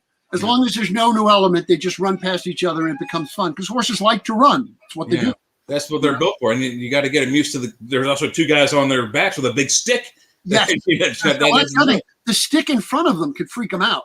They got to get used to the idea of that as well. I mean, it's a long process. It's why jousters, if the fair begins in June, the jousters have been training since March and training with those horses since March. Yeah. And sometimes they've been training all year, and they get the winter fat off them come, March or April, and get them ready to go. But they have to ride them every week for that whole year. They got to get used to it. The freelancers are the ones that do the joust in Maryland, and they're based in Tennessee, so they're probably training now. Our fair opens in July, so they're probably doing their practicing now. Well, absolutely, yeah. And then a little bit I'll tell you about me is I've always wanted to be a stuntman, and I've done some stuff with friends. I taught my friends how to do like a typical Western bar fight. We all wore big belt buckles and gloves, and I said, "Hit me in the belt, don't hit me in the food. Don't hit my food, hit my belt." And then you jump up, and it looks like they actually lift you off the ground with it. But I actually went to a job interview at that's the dinner show thing with the jousting in it. I forget the name of it. Oh, Medieval Times, yeah. Medieval Times, yeah. There's one down here near our Renaissance Festival in Baltimore, Anne Arundel County. And I almost got the job. I didn't. I wish I had. But I told the guy, look, I know how to use almost any weapon that's built by hand. I can use nunchaku. I'm a master. I can teach you how to use them in 3 weeks, and you'll be as good as Bruce Lee. Give me a handgun. I'll hit anything within 21 feet. But I didn't get it, but it was just neat seeing behind the scenes with the hippodrome there. And the guy said to me that, this is a very dangerous sport. We only go not even 50% speed when our joust, but are you okay with if something hits you, it's going to kill you? I'm like, hey, if it kills me and I'm loving it, Yeah, but I never got the job. Huh? As long as it's quick. Yeah, as long as it's quick. If I'm, like I said, I told the guy, if I'm having fun during it, I won't know that I died so quickly. That'd be the end of it. But it would be a neat job to have had. I really wish I could have gotten that job. And this was like 15 years ago. Well, I was in my 40s. Well, you know what? You could still work as the king. Yeah. Could work as the king, yeah. The thing that always annoyed me about them is it's all pre-recorded. You're not really acting. You're speaking to the pre-recording. I like I'm too much old school. I like to, when I work at a Ren fair, it's my voice. I could be on a joust field and be heard by 5,000 people, like the Union loudspeaker. But the Medieval Times, it's not historical, but it has the flavor as historical, and that's all you want. Because Yeah. if it's going to be historical, nobody should wash. It would smell nobody like should have hell. no teeth. Yeah, Really. You don't really want historical. You want the flavor of historical. yeah. You want the look without the smells. Yeah, pretty much. Although, if there's horses involved, you're going to get the smells anyway. Just the way it is. If you don't like that, if you can't live with that smell, you can't work a Ren Fair. It's funny that historically speaking, people don't understand certain things like earrings. Earrings, they get mad when men wear earrings. So back in way back, women didn't wear earrings. Men wore them as a sign of station. Yeah. Perfume and cologne. People think, oh, it's to make you smell good. No, there's a reason why it's called toilet water is because in the Versailles Palace, they didn't have plumbing. So when they had parties, what did they do? They peed and pooped in the stairwell. Yeah. And on the outside of the stairwell was little tables with toilet water, so you could come out and spray it on you, so you didn't smell like poo and pee. Yeah. And people think, oh, that's glamorous. Not really. I always tell people, they say, "Would you wish you lived back then?" I said, "Well, I'll tell you what, not before 1893." Right. What do you mean 1893? That's when toilet paper was invented. Yes, and there's plumbing and other good things like that. I mean, I wouldn't mind being in Crete. They had indoor running water. Yeah. But yeah, we take a lot of things for granted because we've had the benefit of generations of people making stuff for us. But I'll tell you, we have a blackout. Two days into a blackout, people are suddenly discovering how far we have come. That's what the medieval times smells like. Well, I'll tell you, man, come the zombie apocalypse, 3 days tops, most people are dead. Because most people, that's it, they're done. Because most of them will just screw up, fall down the stairs, and kill themselves. The zombies and then become a zombie themselves, right? Yeah. So let me ask you this: who is it who do you know at the Maryland Renaissance Festival? I'm curious to know. Ruta Douglas Smith, who is I don't know what character she's playing. She's usually playing royalty, but she's a phenomenal stage fighter. And some of the jobbed-in groups that go there.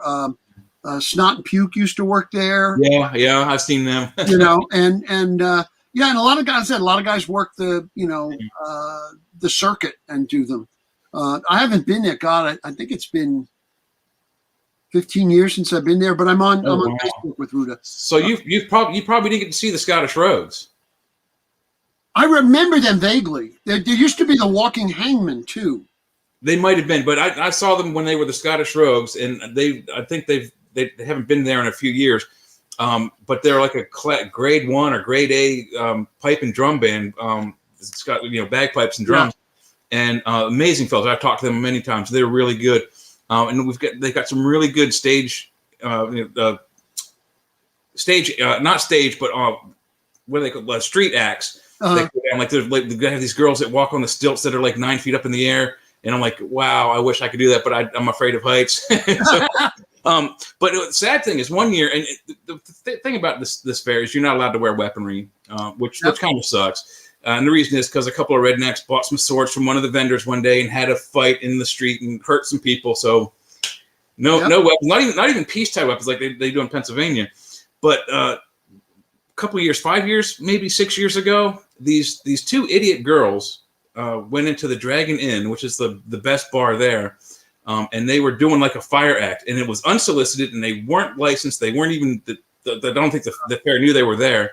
And I saw them. I'm like, these girls are going to hurt somebody. So I left where they were, and I went to the back of the room. That very next Sunday, they lit an old man and his granddaughter on fire, and they got arrested and banned from the fair. It was terrible. I'm glad I missed that part.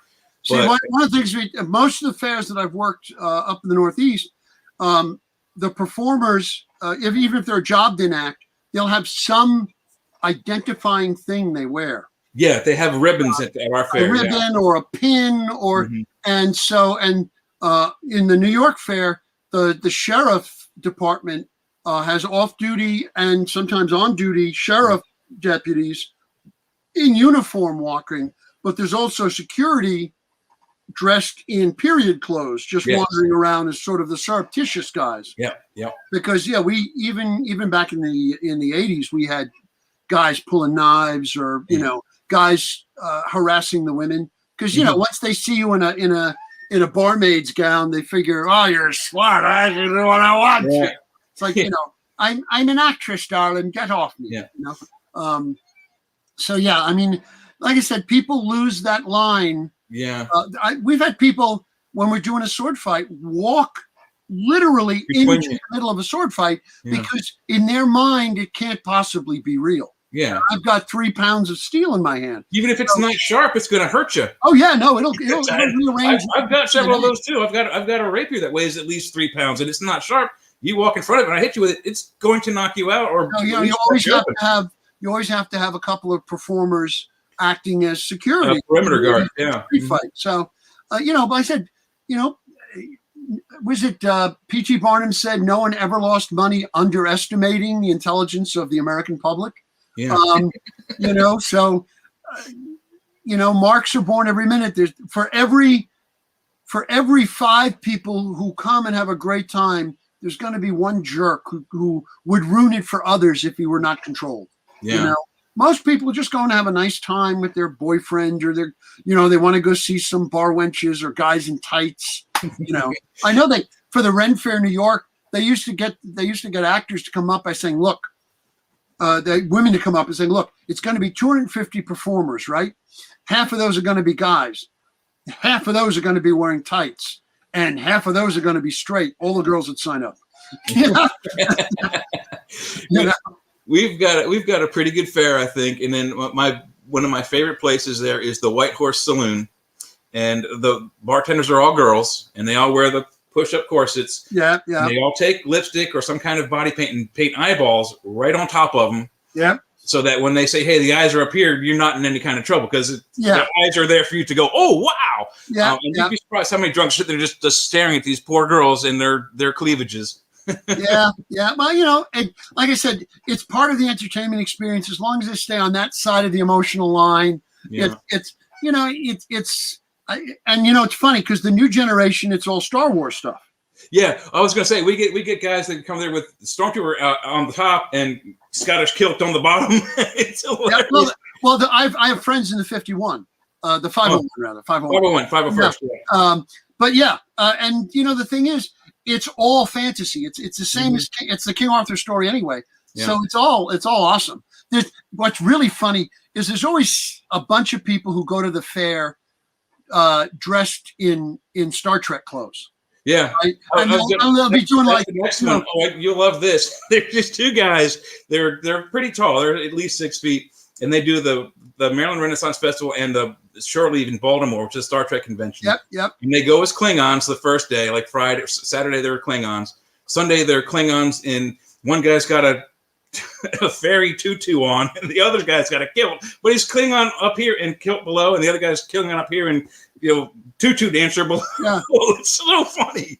Well, I know that one guy when they were walking around in the Star Trek uniforms, one of the fair guys came up to him and did this and showed that they had the Star Trek insignia and said, "You fool! You're destroying the Prime Directive. We're supposed to be undercover."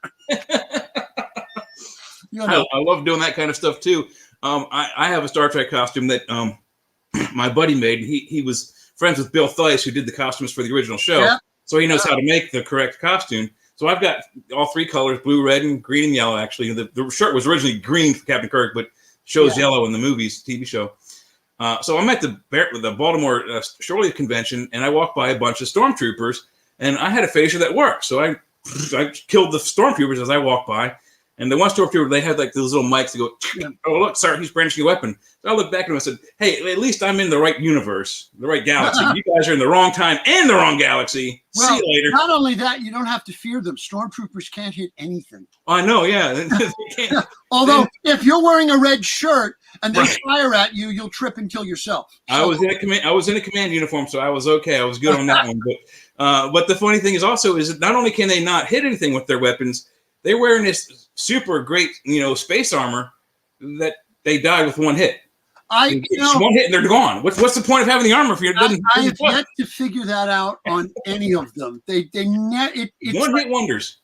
Only the Mandalorian armor seems to actually stop anything. Yeah. But it's almost like it looks pretty close to what the Stormtroopers are wearing, except for it's just a different color. And it's one shot, the Stormtrooper's dead.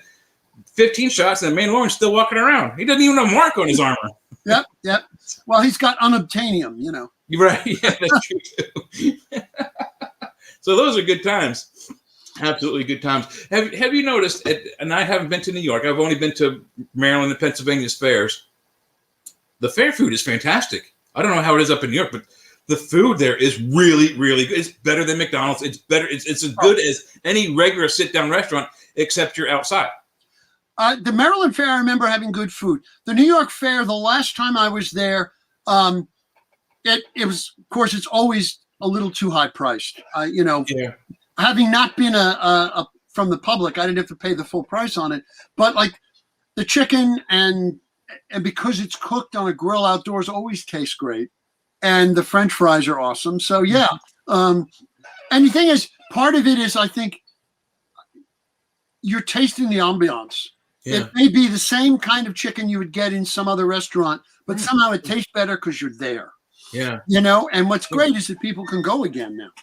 We're finally able to get out. I mean, all my friends who are excited, the New Jersey Fair is going to start in a couple weeks, and they're like, oh, finally we can get out there again.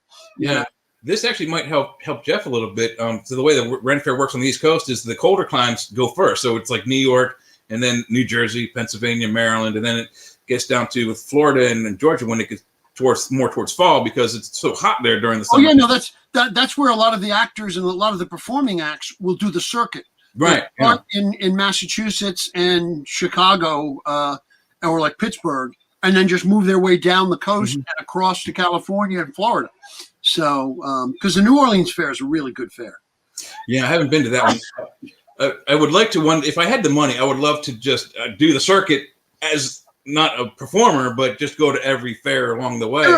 There are people who do that. I mean, yeah, they're like deadheads. They follow the band all the way around. Yeah, and some of them will like follow the different performers like James Alexander and some of the others who do the fair. Do you know that Penn and Teller started out doing Renaissance fairs? Did they really? No, I didn't know that. Photographs of them in their period clothes. Wow. When Penn had the long hair. Yeah. And Teller had like an Art Garfunkel hair. Yeah, he had the Angela Davis fro. Yeah, and they started out doing Ren fairs, and they did some of the science fiction conventions. Same thing with the Flying Karamazov brothers. Yeah, it was really kind of like the modern vaudeville for a lot of performers. Yeah. A lot of guys get started there. That's a good analogy. It is. It's exactly that. I mean, vaudeville was the career for so many people. Abbott and Costello, the Three Stooges. Who else? All of them. I mean, pretty much all of them. Yeah. What's the guy with the cane? Chaplin. Yeah, Chaplin and George Burns, Jack, all of them. Yeah, no, it really is. And the thing is, it's journeyman work. You come in, you put in a full day, and then you got to repeat it, and then you got to repeat it, and it teaches you a work ethic. It teaches it teaches you how to deal with the public. That's why I always recommend acting students do it, because it really does. You start to understand interaction with the public. You have to go off the cuff. You won't be able to go by the script on that necessarily. Yeah. So, and even the ones who are doing Shakespearean plays there, they understand the difference between performing Shakespeare in a building and performing Shakespeare on a stage outdoors. You suddenly understand the text better because it was written, the way they speak and the declamatory nature of it really works better outdoors than indoors. It was written for an outdoor theater, absolutely. Yeah, that's why they say everything 3 times, so in case people missed it. And I got to ask you this because you're a stuntman, and I'm pretty good. I'm pretty good with history of movie and film and stunt people. Who's your favorite stunt person? It's a toss-up between Dave Sharp and Jock Mahoney. Really, I would have guessed you would have gone for Yakima Canutt. But just about every stunt was the father of it all. Yeah, but I really the reason I became a stuntman was when I was 14. I saw chapter 2 of The Adventures of Captain Marvel. It was a serial. And I have it. Well, I saw chapter 2 on a 16 millimeter print at a comic convention. And I had never seen a human being move that way. And I started reading everything I could about stuntmen, and Dave Sharp is the guy who did all the doubling in that. And That was my gateway. That led me into wanting to do stunts. I taught myself how to jump off garage roofs and how to fall down stairs by reading articles on it and then looking at them frame by frame on a moviola, on an old Super 8 movie to see how the bodies move. Yeah. And Jock Mahoney, if you remember that the end of The Adventures of Don Juan with Errol Flynn, there's that great leap off the staircase. Yeah. That's Mahoney. No other stuntman in Hollywood would do it because it was a 20-foot jump onto, concrete basically. Yeah. And that's Mahoney, the guy you studied under, right? No, I studied under Patty Crean, who was Flynn's last stunt double. He was his stunt double for Against All Flags, Master of Ballantrae, and Cross Swords that he did in Italy. And he would have doubled him. He was on set, but they didn't actually do anything for the William Tell. It was unproduced. But Jock Mahoney, when I played Tarzan twice, but his prime career was in the 50s. But he doubled Randolph Scott and a bunch of other guys and Flynn early on. And Yakima Canute invented modern stunting. Yeah. Him and a guy named Joe Bonomo invented almost everything they still do today is based on innovations he came up with. Yeah, I was going to say that almost every stunt you see today, Yakima Canute did it way back then. One of his most famous stunts was he jumps off the stagecoach, goes across to the top of the 8-horse team, goes under the horses, and then back up the back of the stagecoach. They did that in Indiana Jones in the first one, where he goes under the train, under the army truck, and then comes up. But what I thought you just mentioned was amazing. How you used the moviola to learn how to do stuff for the stunts. That's how I taught myself how to use nunchaku. Is I had 3 or 4 books. Fumio Demura, who did the doubling for Mr. Miyagi. Yeah, I read his books. And then I would take Bruce Lee movies and I would go frame. At first, we had a Betamax and we didn't have the frame by frame. So I had to wait to get the new Betamax where we could do frame by frame and I could see what was happening. I stole almost every move Bruce Lee did. And I'm sorry the man's dead, but if he were alive today, I'd have to say I'd be better than him still anyway. Well, the thing is that's how you learn is by watching and doing. Yeah. And then I got instruction and I studied with people, but initially it was reading every article I could and watching everything I could. And Yakima Canute is the man who invented movie punches. Yeah. He invented the concept of the pass punch that, goes past the person's face. Yeah. The camera's just here, but it looks like it connects, but you're missing him by a good inch. Well, because the camera lens has a much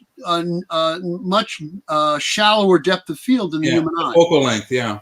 And so once because before that, they used to really hit each other. Yeah. And once they developed that, then everything else comes from that. And all stage combat comes from that. Yeah. And but like I said, Dave Sharp, he's in Spy Smasher. He's doing all the doubling. He's in Captain Marvel. He worked. He's actually in some Star Trek episodes. In some of the episodes with the sword fights. But he's in everything in the 40s, 50s, and early 60s. He worked up until I think the late 60s, early 70s.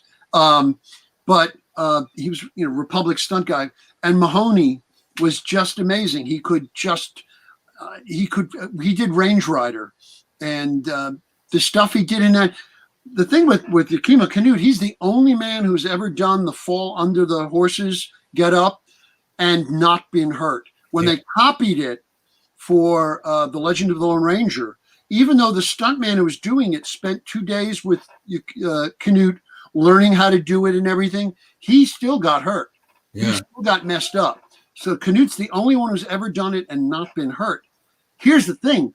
He invented that because he was working on a silent movie and the actor was supposed to leap, get on the horses, and stop the horses. And that was going to be the end of the movie. Well, he leaps, get on the horses, and he fell underneath, and the horses trampled him. Ooh, ouch. And they had no way to end the movie. So Canute literally designed that stunt so they could do a long shot of him getting up and stopping the coach so they could end the film. And he's the only one who's ever done it. And then he did it in Stagecoach, which is not the first movie he did in it, but it's the first big movie. Right. And then he did it in a couple of other films. But he would do it in the morning and then go do something else. Yeah. Whereas, like for Indiana Jones, it took them like 3 weeks to shoot the sequence of him going under the truck. Yeah, and the usual thing about that is that not only did they have to lift the truck, and it wasn't enough, they had to dig a trench. Yeah, like a good 2 foot deep trench. If you look really close, you can see there's a trench he's inside of the stuntman, and the stuntman that doubled for Harrison. He doesn't have to hide his face. He looked almost dead like in those scenes. Well, you heard that Harrison Ford had a great he had a great quote. He said, I've learned that don't do stunts the first week, they can replace you. Don't do stunts the last week, they can edit around you. You can say yes to stunts in between because I'll take care of you. My favorite thing from that when there's the behind the scenes thing where either they just filmed the under the car scene or they're about to. They have to find a way to make his hat stay on. So he takes no one knows this, but he takes an empty staple gun. Everyone thinks he stapled the damn hat to his head. He didn't. It was a joke for the camera. Yeah. Well, what they used movie glue or makeup glue to keep the hat on there. In the old serials, what they used to do is they would take surgical tubing and they would tie it and they'd put it inside the hat band and then pull the hat down. Yeah. And the surgical tubing would stick it to their head pretty much. Like an elastic band, yeah. Yeah. It's funny because John Wayne said at one point when Canute was doubling somebody and the actor said, I wear my hair like this. And Canute went, sure, no problem. And as he gets ready to do the stunt, Canute does this and pulls it down and then does the stunt. And then he gets up and the guy says, that's not how I wear my hat. He says, yeah, but that's how I wear mine so it doesn't come off and show that it's me. Yeah. I would have loved to have met him. He sounds like a really neat dude. Yeah, I got to meet Hal Needham, and that was really cool. I've heard of him. I know him, yeah. He's Smokey the Bandit and all those pictures. And, yeah. Isn't the movie Hooper about him? Actually, the movie Hooper is about Jock Mahoney. Oh, okay. Well, you're okay. Perfect. Jock Mahoney was Sally Field's stepfather, who was this like stunt legend. Yeah. By that point, he was too sick to do it, and they needed a name to play it. So they got Brian Keith, who was a former Marine. Yeah. But he plays Jocko, and he was playing Jock Mahoney. Okay, that makes sense now. Yeah. And Brian Keith, he's David Keith's son from the Family Affair. No, David Keith is the other way around. Brian Keith was in the Family Affair. Okay, he was the dad. He was also in was it McCallum and something? He was like a judge. But he played bad guys all through the 50s and early 60s. Yeah, until he got Family Affair and he was the family guy. Yeah. Then he was the good guy. But up till then, he played tough guys, and he actually played Mike Hammer in a TV pilot. And he was actually a really good Mike Hammer. Wow. Okay, I didn't know that. He really was a tough guy. And a good actor too. Hey! I just want to say I found your Weird West. You couldn't hide it for long. The Hound of O'Rourke, Supernatural West. Yep. That's one of them. That's one of my stories. Yeah. Oh, I got a bunch of those. Okay, do you? Okay, cool. I was just wondering. I love them. I've had Joe Orlando on about Weird West. It's actually an Eastern Western because it takes place during the French and Indian Wars. Okay. Cool. And I actually have one out there somewhere, and another one of them, which is The Legend of Wyatt Ape, which is a comedy where a time space traveling cop and his chimpanzee partner have to protect the real Wyatt Earp from an assassin from a different timeline. And everything in it is accurate except for those two. So I did my research on it. And I got one coming out with Annie Oakley and Bat Masterson in New York in 1903. Nice. Yeah, that's called Masterson's Gamble. That's going to be out in a Mass Rider Western in, I think, the next issue or the issue after from Airship 27. Cool. I'll have to check it out. I've had Joe Orlando on about Weird West and discussed it. And he I love that stuff. A comic called Six Gun, and I need to read it. I have them all, like these big phone books of this comic called Six Gun. That's a Weird West. He recommended it. I need to read it, but it looks really good. Yeah, no, we were before the lockdown. I was supposed to do a Western, and I'm hoping that they haven't lost their financing because I've yet to do a full scale Western. I mean, I did a trailer for this where I got to be the evil gunman. Of course, I'm the bad guy. But it was so cool getting to walk down the street and do the 6-gun draw. I'm a kid from Brooklyn, and for me to get to do Western, I grew up on them. I love Westerns. So, Me too. I've done a couple of shorts, but this would have been a full-fledged feature. So I'm still hoping they get their financing on it, so we'll see. We got about 7 minutes. So definitely I'm going to check out some of your Weird West, and I hope you get the Western gig. Let me know when that. Well, there's also a Western story in Chronicles of the Skull Mask. It opens up with the Skull Rider of Desolation Flats.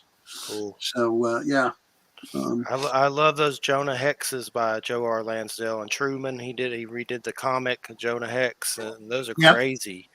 Nothing like a Western. Throw in some weird, vampires and stuff. Yep, absolutely. Sure. I know there's a Danzig one coming, but I'm not that. That one scares me a little.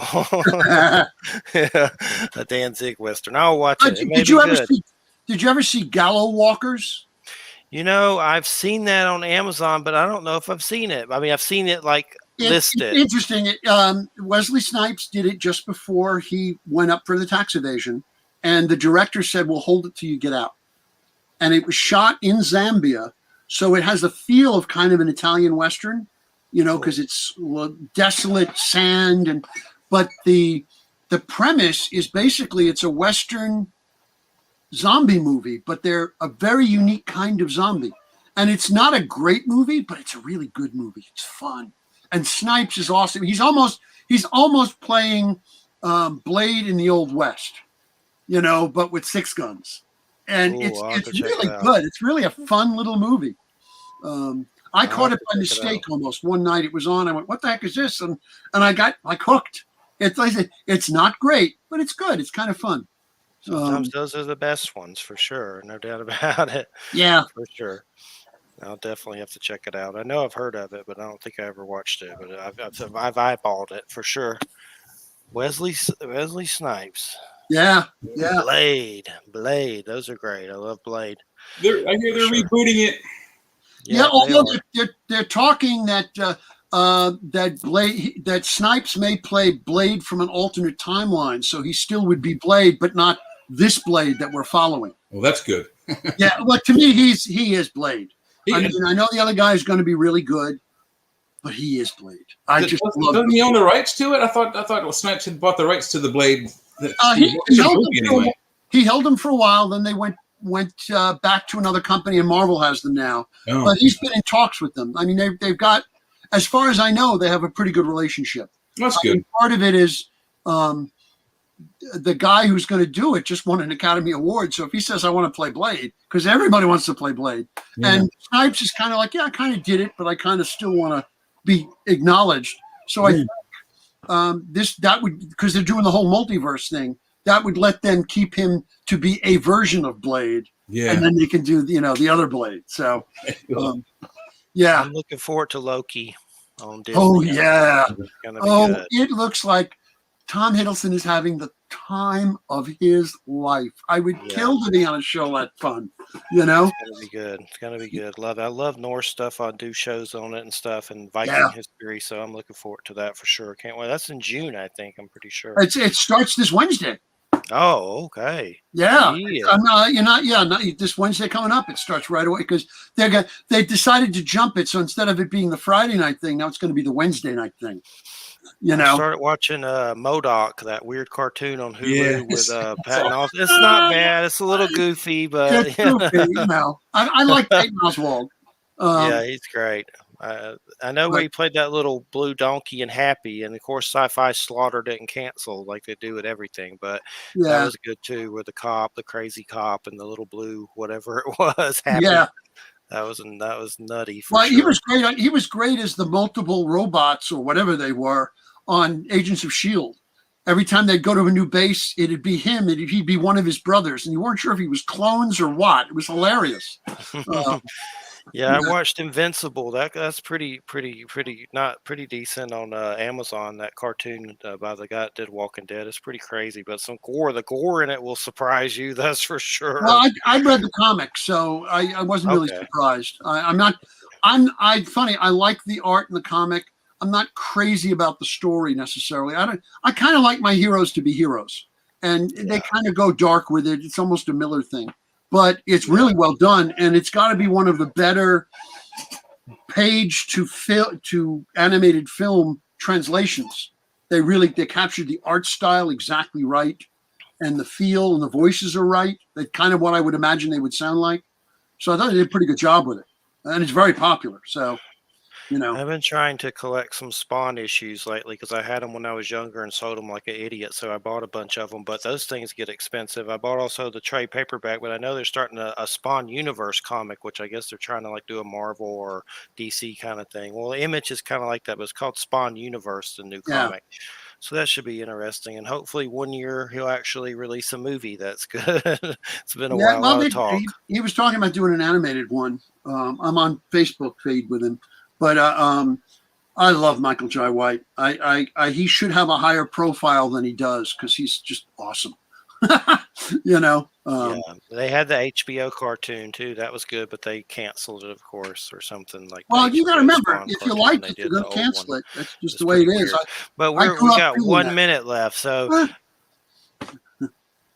And you froze. Thank you so much. It's been a great show. Thank you. It's been awesome chatting with you guys. It's been fantastic. Ping me. I'm always on Facebook. You can, like you said, urbanswashbuckler.com. And I also have a Facebook page, Teel James Glenn, with no spaces in it. And I put up stuff for my books on there. But this is really awesome. You guys, you do some really good shows. I really enjoy them. And yeah, if I come down to Dragon Con, we'll hang out. Or the Maryland Renaissance Festival. Yes, if I get, it won't be this year, but we'll talk because I haven't seen Ruta in forever, and I should go down there and annoy her. So. And I have been to Dragon Con a few times. I actually I was there one year I was dressed in Battlestar Galactica costume, and I got to escort Richard Hatch to and from his lecture, which was very cool. And I met Boomer and I met Boj there. The very nice fellas, all of those guys, by the way. Awesome, yeah.